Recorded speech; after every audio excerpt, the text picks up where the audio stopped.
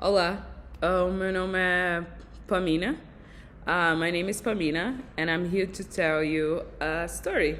Not a singular one, not my story, but a collective one. This is our story.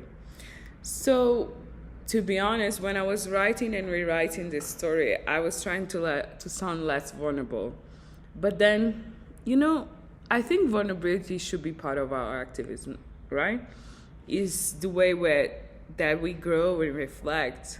So this is me sharing the story. For many years, I was my activism. I grew up in Angola and in Portugal. Me and my sister were very privileged to grow up in a home that exposed us to education and stories of change. And I think for a very young age, for me, it was very clear that the path should be social and political transformation. So when I started volunteering, more artistic things, I was so amazed to see how people transform their ideas into concrete actions. And I always have ideas, but also so many doubts. I will always ask myself, can I do the same? And then now after these years of activism, my answer is no. It took me years to realize that, but none of us can. So it took me years to realize that the model of activism that we are implemented, the model that creates this, that centers in single activists as heroes of their own narratives, was like tearing us completely apart. And I think also the founder myth, it's a very competitive trap, and it's kind of creates this idea of star activists working in isolation when we know our community and our activism is very collective one. I was very much interested in building a collective. So in a collective, there's no singular person. In a collective, there's no singular hero or protagonist. In a collective, there's only us. So what is called now Arquivo de Identidade Angolano, Angola Identity Archive, started in around 2016 in my family's living room. My sister and I, at the time, we both identify as bisexual women, and we were both members of the first LGBTI organization, it is Angola. One day, while receiving friends and connecting with people and mobilizing people, we were trying to discuss how to create something new, something that made a space to evolve and adapt and imagine new beginnings. So we all wanted to build that space. So we started to show to Angolan society, our conservative society, that LGBTI people in Angola existed. We want to show our queer existence. So in the years that follow, we were able to create video testimonies. We were able to translate queer resources into Portuguese. We were able to create a blog. Just a blog where our past stories and present selves could be registered, could be alive. So we became part of this African movement to preserve our queer stories, writing our existence into history. We also, with the time, we became a feminist collective. We created this website that served as intersectional political space for our queer existence, for our queer bodies. So that was very important for us because we always knew that we wanted to create this bridge between LGBTIQ issues and feminism.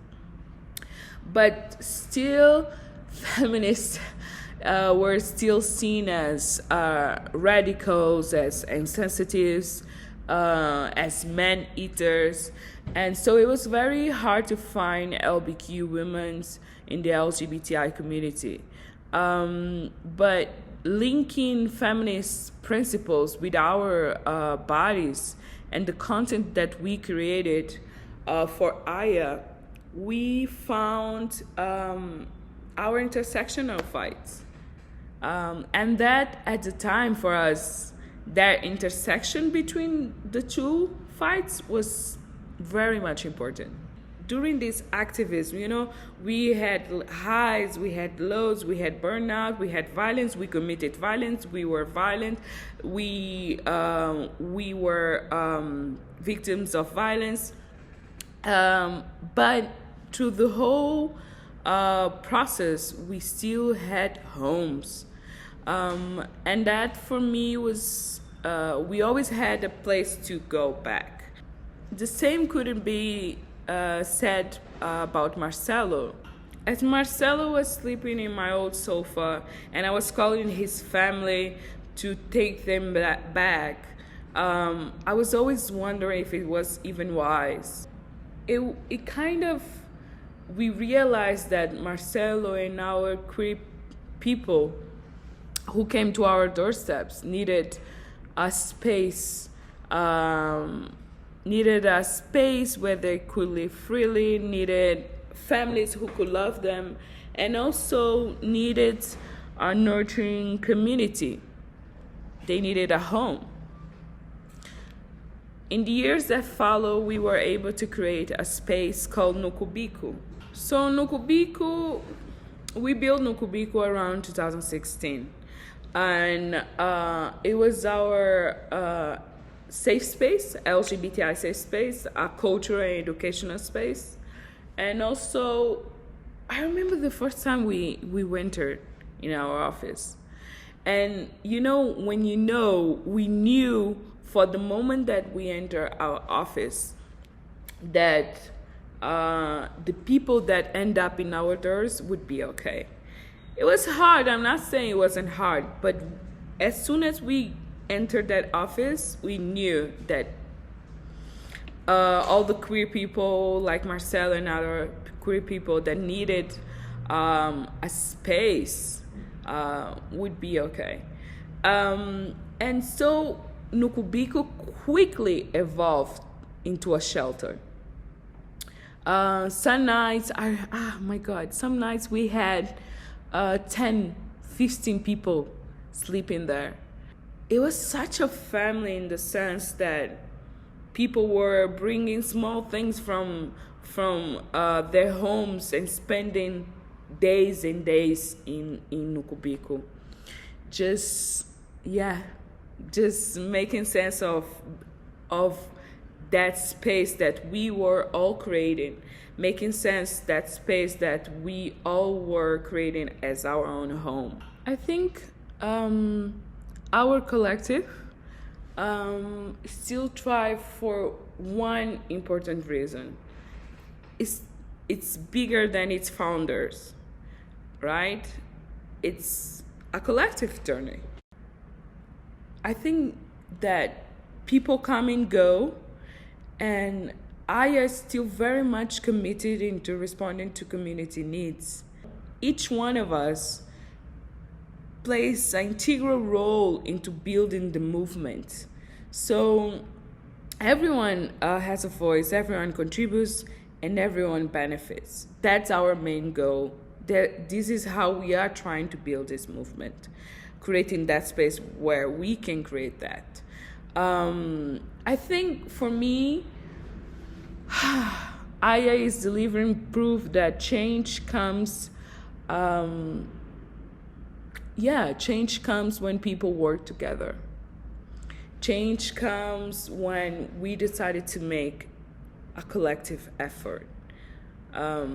So I'm very proud to be part of that. And And I cannot forget to thank Camille, Rosie, Lydia, Leopoldina, Joanna, Igor, Erickson, and Jasmine. A very special thanks to them.